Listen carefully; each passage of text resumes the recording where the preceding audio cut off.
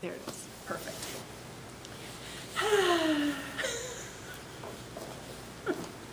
Yes. Limitless opportunities to be humbled. Okay, well, here we go. It's Easter weekend. Do you guys want to sit for 30 minutes tonight, maybe? Or is that too long? 20? I'm really struggling at 20. Let's do 20. Yeah, 20 is good. So are you guys? No, 20 is good. It's good. Okay, so yeah, Sutra chant, yes? Yes. Okay, let's do that. You ready? Yes? You can read it off the screen if you like. Yeah? Does that work? Okay, cool. Okay. The Dharma incomparably profound and infinitely subtle is rarely met even in 100,000 million kalpas. Now we see it, hear it, receive and maintain it.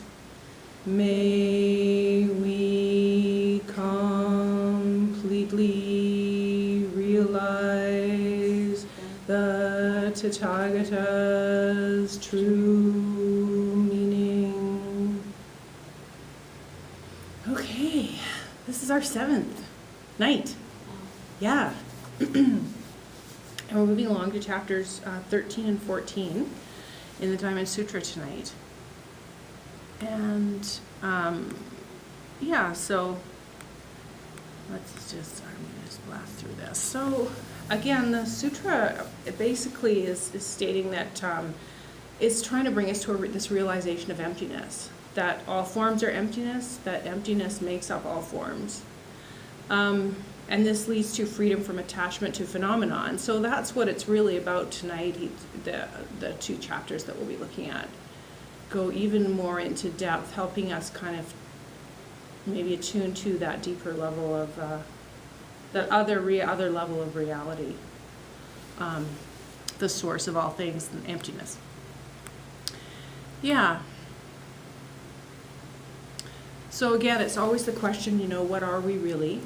And to help us disidentify from the concept of an individuated self that reacts to the phenomenal world in specific and predictable ways, and to attempt to come to this place where that's less of a thing. Yeah, so what are we really? And we're trying to determine our true identity. And specifically, emerging from emptiness, how we're doing that all the time. And so then not to attach to self or other living beings, and just to recognize that we all are the same and all coming from the same source. Yeah.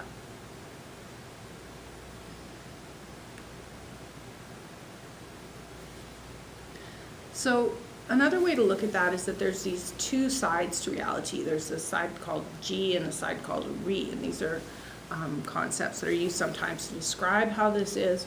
So Ji is everyday life. It's the phenomenal world. It's the world we can see and have contact with, the world that we usually operate in, and the world that we usually identify with, that we're taught to identify with, really. It's kind of consensus reality. And Ri, on the other hand, is absolute reality, the emptiness that's in everything. And definitely the Diamond Sutra is about cutting through the illusion of Ji, right? The illusion of the visible self and the visible world. So that we can let go of sensory phenomena a little bit, and the thoughts associated with sensory phenomena particularly. Because experiencing sensory phenomenon and thinking about that doesn't give us a solid foundation to live from, because the phenomenal world is impermanent and changing and not real. And if we get attached to something, then we want it and desire it, which leads to suffering. Exactly, yeah, that's right. And so the idea behind the Diamond Sutra is to be in touch with absolute reality, the emptiness that is everything. So in these two chapters, what he's teaching us, what the Buddha's talking about, is that if we let our minds rest on Ri or in Ri, and not allowing our minds to be absorbed in thoughts based in Ji, we could be free of suffering and experience supreme enlightenment. That's his message for tonight. Yeah.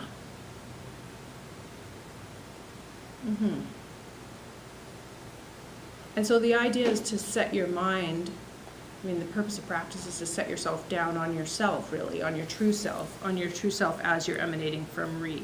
That's the idea.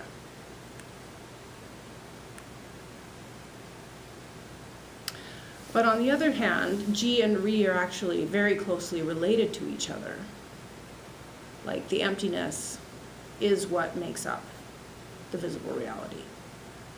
So they're really the same thing. There isn't any separation between them.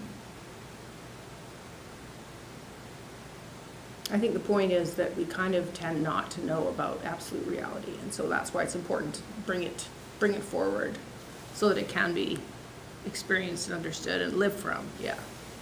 So there's no separation between relative reality and absolute reality. They're the same.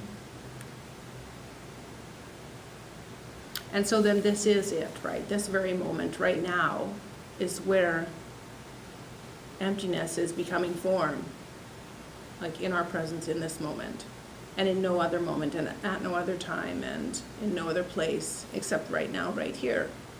So this is it. This is the manifestation of emptiness right in this moment.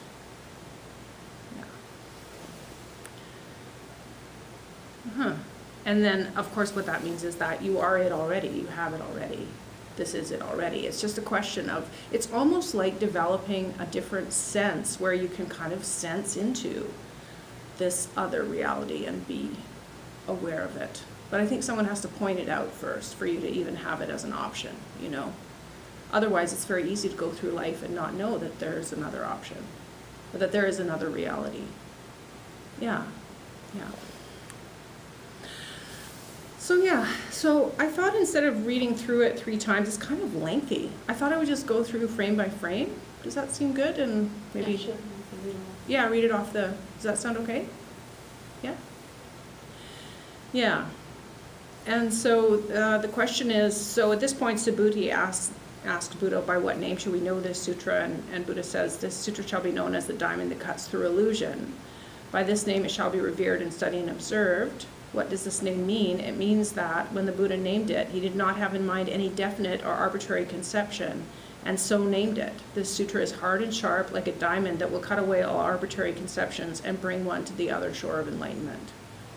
So that, yeah, in his view, enlightenment is freedom from suffering due to not being attached to the phenomenal world, right? Not being attached to sensation or the thoughts that arise from it, or the ego that's based in it. Yeah, that was his teaching. What do you think, Subhuti? Has the Buddha taught any definite teaching in this sutra? And Subhuti says, no, you haven't taught any definite teaching in this sutra, which is, I think, Buddha's his thing here, and in Buddhist teaching in general, it's teaching without teaching. Because really, ultimately, the experience can't be taught. You know, the experience is,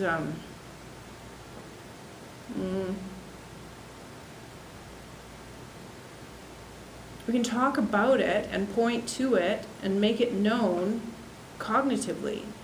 But what ultimately is necessary is that we find a place to have it be our reality. And that can only probably happen through, mind transmission is how they talk about that in Buddhism, right? That you kind of will have to spend time with somebody who understands that reality, and there, it's almost like you end up copying them, sort of. You learn from them in that way, just by copying. Yeah. Yeah, so mind transmission is a big concept, especially in in Zen, that's pretty much how they teach. There's this story about the Buddha. He was teaching everybody, and he picked up a lotus flower and kind of turned it and smiled. And one of his older students, Makashyapa, I think his name was, but I could be saying that wrong. He looked at the Buddha, and the Buddha looked at him, and Buddha said, in this moment, this person has received my teaching. And that person became the successor, yeah, exactly, received the transmission. And so that's the moment that Zen Buddhism is really based on, is this idea of mind-to-mind transmission. So really there's nothing to teach. It's kind of just, I mean, you talk about it, it's like this, you try and, you know, make sense of it, but really the words are pretty empty. You kind of have to fall into it. The way I see it is the words are kind of one sense removed from the Yeah, experience. yeah, they are. So if we're caught over here, we're not Getting there, yeah, that's right. Yeah. That's right. because then we're relating to the word Mm-hmm. and not experiencing the experience. That's right, yeah. Yeah, that's the trick. Mm-hmm. So, and then the next topic is this, what do you think, Subhuti? Are there many particles of dust in the vast universe? And Subhuti replied, yes, many.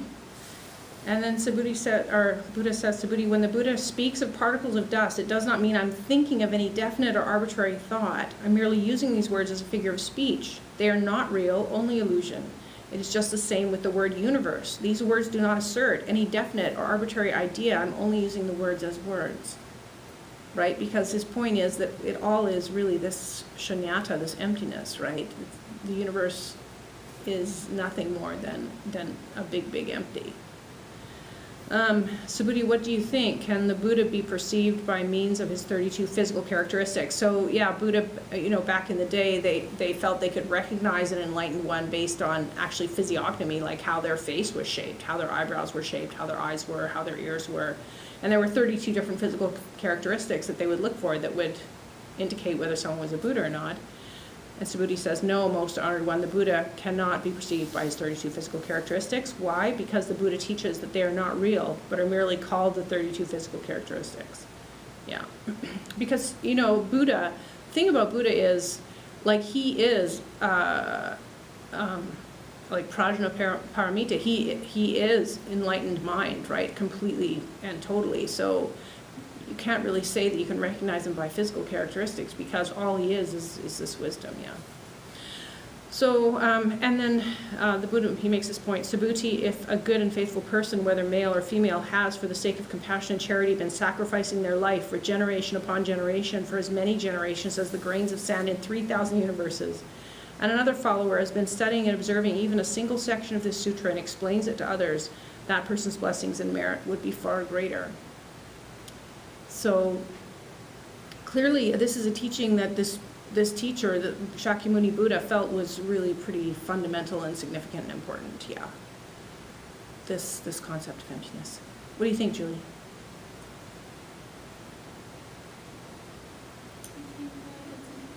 Interesting. It's pre-formed. Hmm? It's pre-formed. It's a foreign concept. Foreign concept, yeah, it really is a foreign concept, that's for sure. Yeah. At that time, after listening to the sutra, Subhuti had understood its profound meaning and was moved to tears. He said, what a rare and precious thing it is that you should deliver such a deeply profound teaching. Since the day I attained the eyes of understanding, thanks to the guidance of the Buddha, I have never before heard teachings so deep and wonderful as these. Most honored one, if someone hears this sutra and has pure and clear confidence in it, they will have a profound insight into the truth. Having perceived that profound insight, that person will realize the rarest kind of virtue. Most honored one, that insight into the truth is essentially not insight into the truth, but is what the Buddha calls insight into the truth. So even, Yeah, I love when they do that. It just, I know, right? So even insight into the truth is a thing that, yeah. yeah, it's not, yeah, on this kind of, in this way of knowing or understanding. And then Subhuti goes on, he says, most honored one, having listened to this sutra, I'm able to receive it and retain it with faith and understanding. This is not difficult for me, but in ages to come, in the last 500 years, if there's a person who hears this sutra, who receives and retains it with faith and understanding, then that person will be a rare one, a person of most remarkable achievement. Such a person will be able to awaken pure faith because they have ceased to cherish any arbitrary notions of their own selfhood, other selves, living beings, or a universal self. Why? Because if they continue to hold on to arbitrary conceptions as to their own selfhood, they will be holding on to something that is non-existent. It is the same with all arbitrary conceptions of other selves, living beings, or a universal self. These are all expressions of non-existent things. Buddhas are Buddhas because they have been able to discard all the arbitrary conceptions of form and phenomena. They have transcended all perceptions and have penetrated the illusion of all forms. Yeah. And yet this is not a thing that, the other crazy thing about Buddhism is there's nothing to attain, right? So the idea of no gain, no effort, nothing to attain, it already is right here, right now. So then the point is not to strive after anything or to take it as an assignment or like put it on your to-do list. That doesn't work at all. It's, yeah. So are you going to give us a transmission tonight so we understand this? Yes, please.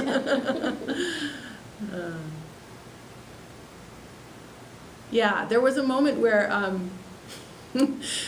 like Roshi down in California, right? He was delivering a Dharma talk and breaking exactly the subject down, like as plainly as possible. Here's emptiness, here's form.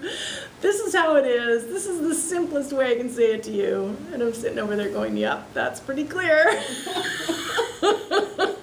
Yep, that's pretty clear. And he was speaking from a text from Dogen, who was a Japanese writer in the 13th century, great teacher, like voluminous author in Zen Soto, started Soto Zen Buddhism. And he said, oh, and at this point, Dogen paused for mind transmission. So then he pauses in his talk. And I've had that experience with Roshi before, where he pauses in a talk and you just get a hit, like all of a sudden, there's a realization that happens or something unfolds, yeah. So then I was like, ready. I was like, oh, okay, that's what's going on? So the next time he paused, man, I just sucked it in. And he actually kind of looked at me like this. It's like, yeah, man, if you're offering, I'm accepting. Let's go. So I know you're feeling. I know you're feeling. Please just, give me that mind transmission. I get it totally. Yes, of course. Well, I'm doing what I can. But really, I don't know. Maybe you have to meet Roshi or come down and, hang out in California with all these crazy enlightened dudes down there. Yes. Yeah? Anyways, penetrated the illusion of all forms, just recognizing that it really is all the same. It's all the same. And the Buddha replied, so it is, Subhuti. Most wonderfully blessed will be those beings that on hearing this sutra will not tremble, nor be frightened, or terrified in any way. And why? The Buddha has taught this sutra as the highest perfection.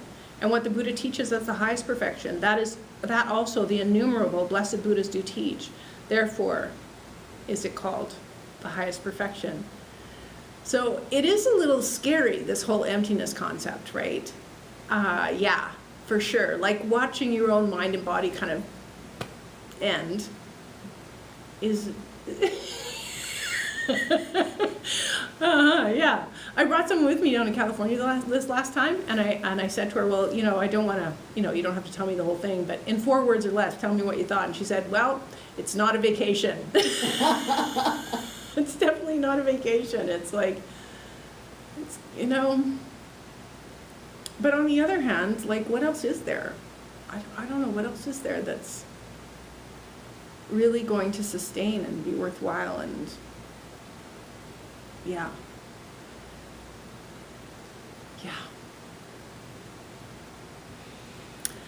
Yeah, and so not tremble or be frightened or terrified in any way. I think what keeps us from being enlightened, what keeps us from having this insight really probably mostly is fear. I think what keeps most people from ever even like attempting any sort of spiritual pathway is, it's really scary, right? It's the death of the self, pretty much, eventually, right? certainly the dialing down, right? And yeah, it doesn't sound like a picnic, you know?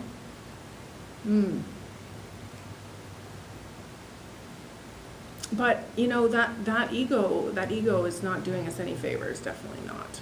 It doesn't have anything good to say. That was another thing Roshi said in California during his talk. He said, you know, if you're listening to the ego, just say to it, why don't you have anything nice to say to me? And it'll just shut up because you've seen through it, right? You've seen through it. It doesn't have anything nice to say. No, it doesn't. Yep. So, Subhuti, when I talk about the practice of transcendent patience, I do not hold on to any arbitrary conceptions about the phenomena of patience. I merely refer to it as the practice of transcendent patience. And why is that? Because when, thousands of lifetimes ago, the Prince of Kalinga severed the flesh from my limbs and my body, and I had no perception of a self, a being, a soul, or a universal self. If I had cherished any of these arbitrary notions at the time my limbs were being torn away, I would have fallen into anger and hatred. So he's talking about how a past life experience sort of informed his understanding of the universe, right? And the ability to not be attached and to find patience even in that level of suffering. Which, again, it's not a vacation. It's really not a vacation. Oh my gosh. Spiritual pathway. Torn limb. Right? Limb from limb. And finding the space to go, I'm not really a self. This is not really, yeah. Yeah, interesting. I also remember, Subhuti, that during my 500 previous lives, I had used life after life to practice patience and to look upon my life humbly as though I were a saint called upon to suffer humility. Even then, my mind was free of arbitrary conceptions of the phenomena of myself, a being, a soul, or a universal self. So I guess just to point out that, you know, a certain amount of effort and toil going into this way of looking at things. Therefore, and this is really kind of, I would say, almost a central declaration in the sutra. It's maybe one of the most important pieces, because it kind of sums it all up. Therefore, Subhuti, disciples should leave behind all distinctions of phenomena and awaken the thought of the attainment of supreme enlightenment. A disciple should do this by not allowing their mind to depend upon ideas evoked by the world of the senses, by not allowing their mind to depend upon ideas stirred by sounds, odors, flavors, sensory touch, or any other qualities. The disciple's mind should be kept independent of any thoughts that might arise within it. If the disciple's mind depends upon anything in the sensory realm, it will have no solid foundation in any reality. This is why Buddha teaches that the mind of a disciple should not accept the appearance of things as a basis when exercising charity. Subhuti, as disciples practice compassion and charity for the welfare of all living beings, they should do it without relying on appearances and without attachment. Just as the Buddha declares that form is not form, so he also declares that all living beings are, in fact, not living beings.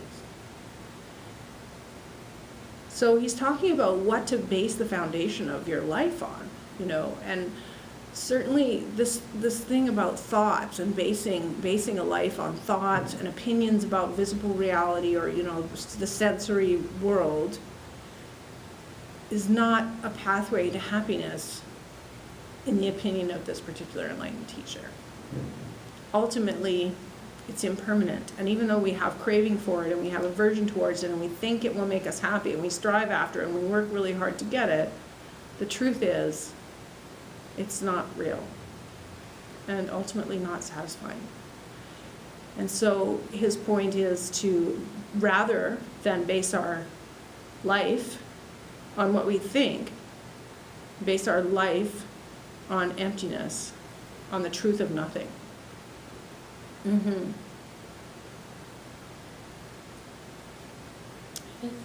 that thought, can you take a moment and transmit that to us? So it's like, Sure. Pause.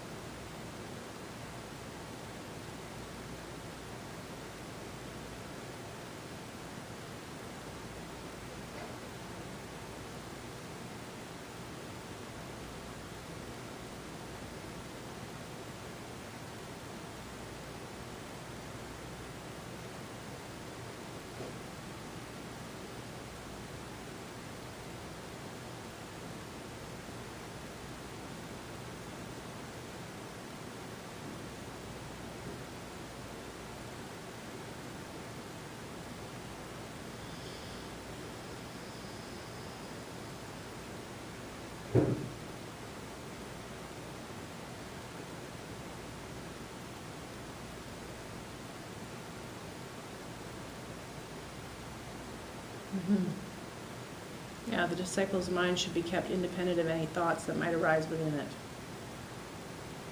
What I notice in my sitting practice lately is that thoughts tend to bring distortion, hey?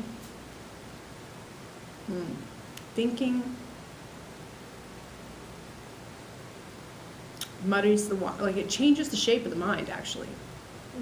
Yeah. So the non-thinking mind is pretty spacious and clear and open. And the thinking mind is a little bit torqued, twisted, grasping, yeah? And you can kind of feel that in your being a little bit, hey? You know, the holding on to distortions. Like we know when we're lying to ourselves, right? We know when we're grasping, we know when it creates that's what creates shapes in the body, distortions, in my opinion, is the thought forms, hey? And so then, you know, it's much clearer not to attach to thought forms. It opens up the spaciousness of the mind, right? Prepares the mind, I would say. So if we're thinking, and that's all right here, and that's what we're doing, then we're really kind of missing out on the bigger reality, right? We kind of have to just sort of, at least temporarily, put the thoughts down. Just not engage. Not engage. Yeah, the disciple's mind should be kept independent of any thoughts that might arise within it. If the disciple's mind depends upon anything in the sensory realm, it will have no solid foundation in any reality. Yeah. Thank you. Yeah.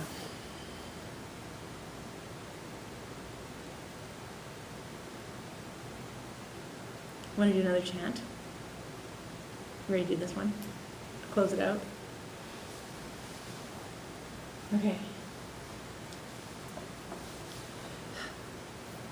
May the merit of this penetrate into each thing in all places, so that we, with all sentient beings, together realize the Buddha way. Okay. Meditation time. Do you want to take a little break, move around, get some water? Yeah. Question Yeah. about the sutra. Yeah. So, in